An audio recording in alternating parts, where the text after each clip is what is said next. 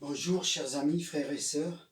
Je voudrais aujourd'hui vous partager sur l'entrée de Jésus à Jérusalem dans Matthieu chapitre 21 et voir quelques versets qui pourraient nous aider à approfondir notre foi et retravailler ces versets, et puisque nous ne prenons que quelques minutes. Chapitre 21, premier verset. Lorsqu'ils approchèrent de Jérusalem et qu'ils furent arrivés à Bethsagée, vers la montagne des Oliviers, Jésus envoya 2 disciples en leur disant « Allez au village qui est devant vous. Vous trouverez aussitôt une ânesse attachée à un ânon avec elle. Détachez-les et amenez-les-moi. Si quelqu'un vous dit quelque chose, vous répondrez « Le Seigneur en a besoin. » Et à l'instant, il les laissa aller. Or, ceci arriva afin que s'accomplisse ce qui avait été annoncé par le prophète Zacharie. Dites à la fille de Sion, voici ton roi vient, plein de douceur et monté sur un âne, un ânon, le petit d'une ânesse. Les disciples allèrent et firent ce que Jésus leur avait ordonné. Ils amenèrent l'ânesse et l'ânon, mirent sur eux 2 vêtements et le firent asseoir dessus.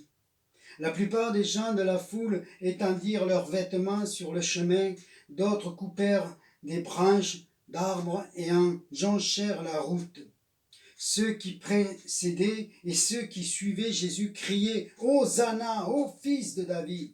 Béni soit celui qui vient au nom du Seigneur, Hosanna dans les lieux très hauts. » Lorsqu'ils entrèrent dans Jérusalem, toute la ville fut émue et on disait « Qui est celui-ci » La foule répondait « C'est Jésus, le prophète de Nazareth en Galilée. » Jésus entra dans le temple de Dieu et chassa tous ceux qui vendaient et qui achetaient dans le temple. Il renversa les tables des changeurs, les sièges des vendeurs de pigeons, et il leur dit, « Il est écrit, ma maison sera appelée une maison de prière. Vous en avez fait une caverne de voleurs. » Des aveugles et des boiteux s'approchèrent de lui dans le temple et il les guérit. Mais les principaux sacrificateurs et les scribes furent indignés à la vue des choses merveilleuses qu'il avait faites. Et les enfants qui criaient dans le temple « Hosanna, ô fils de David !» Ils lui dirent « Entends-tu ce qu'ils disent ?» « Oui, répondit Jésus. N'avez-vous jamais lu ces paroles du psaume ? Tu as tiré les louanges de la bouche des enfants et de ceux qui sont à la mamelle. Les ayant laissés, il sortit de la ville pour aller à Béthanie où il passa la nuit. Amen. Amen. Je vais vous donner quelques versets pour vous conduire dans une méditation profonde, puisqu'il s'agit là, c'est vrai, de l'entrée en Jérusalem, mais je voudrais te parler de l'entrée de Jésus dans ton cœur, puisque c'est là qu'il est venu tabernacler, c'est là qu'il est venu habiter avec le Saint-Esprit quand tu l'acceptes. Nous viendrons à toi, nous dit Jésus, en parlant de son Père. Il nous est dit au verset 4 que tout s'est accompli comme le prophète l'avait annoncé. Jésus est la parole faite chair, il nous est dit que Moïse, les psaumes et les prophètes parlent de lui. Jésus a accompli toute la parole, déjà à travers sa naissance, son enfance et son ministère, sa mort et sa résurrection. Tout a été accompli à la perfection. Amen. Et là, il est en train de dire à ses disciples, allez devant et vous trouverez un ânon, une ânesse. Amen. Et parce que Jésus connaît toutes choses, et je voudrais te dire aujourd'hui, Jésus connaît ton cœur. Jésus connaît ta vie. Il sait tout de toi. Il n'y a rien qu'il ne connaisse. Il veut simplement que tu lui ouvres ton cœur. Ouvre-lui ton cœur et laisse rentrer ce roi. Il nous est dit que ce roi vient sur un ânon. Voici ton roi vient à toi, plein de douceur. Quand Jésus vient, il vient vers toi, plein de pardon, plein de grâce, plein d'amour. Parce qu'il veut te sauver et t'arracher de l'abîme et de la colère qui s'en vient sur la terre. Amen. Quand Jésus vient pour la première fois, il vient pour sauver, car il est ce Dieu d'amour, ce Père d'amour. Amen. Il nous est dit dans l'Apocalypse chapitre 19, versets 11 à 16, que je vous conseille de lire. Puis je vis le ciel ouvert, et voici parut un cheval blanc. Celui qui le montait s'appelle fidèle et véritable. Il juge et combat avec justice pour frapper les nations, et il les pètera avec une verge de fer. Ça, c'est le Jésus conquérant qui va venir sur un cheval avec tous les anges et tout le ciel réunis pour établir la colère et la justice de Dieu sur la terre. Mais aujourd'hui, tu peux recevoir Jésus, rempli de grâce et d'amour, qui a passé les portes de Jérusalem avec son pardon, parce qu'il est l'agneau du sacrifice, il est l'agneau du rachat pour ma vie, pour ta vie. Accepte qu'il passe les portes de ton cœur. Amen. Il nous est dit qu'il y avait une foule qui disait « Hosanna au fils de David ». Toute cette foule qui suivait Jésus avec les acclamations ne voyait en lui que le libérateur des Romains. Très peu ne voyaient en lui le fils de David, le oint, le Messie, le Seigneur des Seigneurs, le Fils de Dieu, comme l'apôtre Pierre l'avait dit. Très peu, ils ne voyaient qu'un chef de guerre qui venait peut-être rempli d'amour parce qu'il avait fait des miracles, mais ils ne voyaient que la libération de Jérusalem. Certains ne le connaissaient pas. À la preuve, lorsqu'il entra dans Jérusalem, toute la ville fut émue. On disait, mais qui est celui-ci? Jésus un jour posera sa question. Que dites-vous que je suis? Ce matin, je te la repose.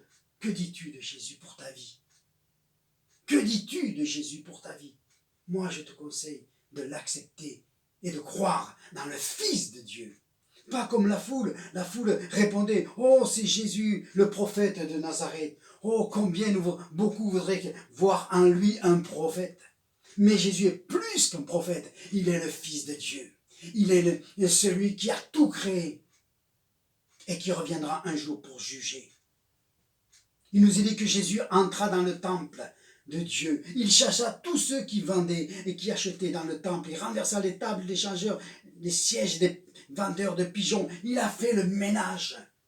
Voyez-vous, le temple était le cœur de Jérusalem. Aujourd'hui, il n'est pas question du temple, il est question de ton cœur.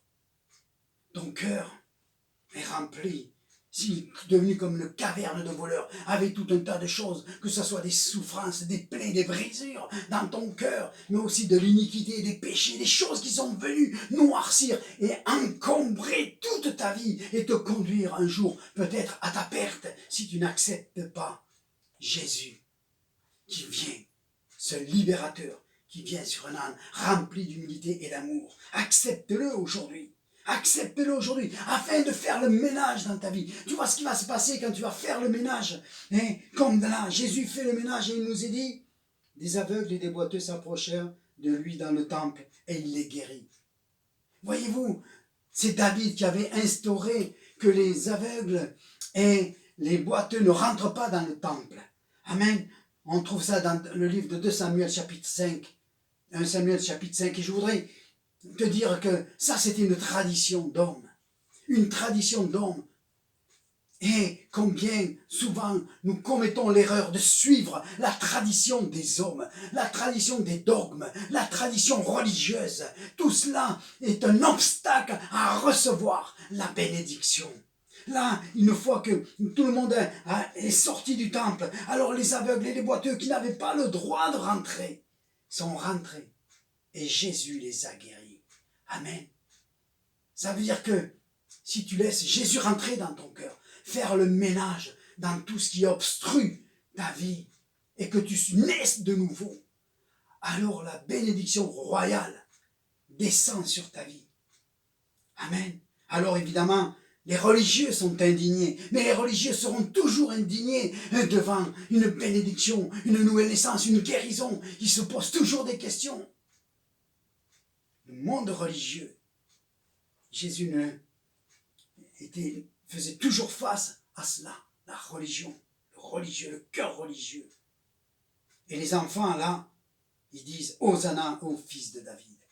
Ça n'a rien à voir avec le premier que nous trouvons dans le verset 9, où la foule, les adultes, eux, voulaient un libérateur. Là, ce sont les enfants qui se mettent à louer le fils de David, qui vient de guérir les lépreux, qui vient de guérir les aveugles, les boiteux. Hosanna au fils de David.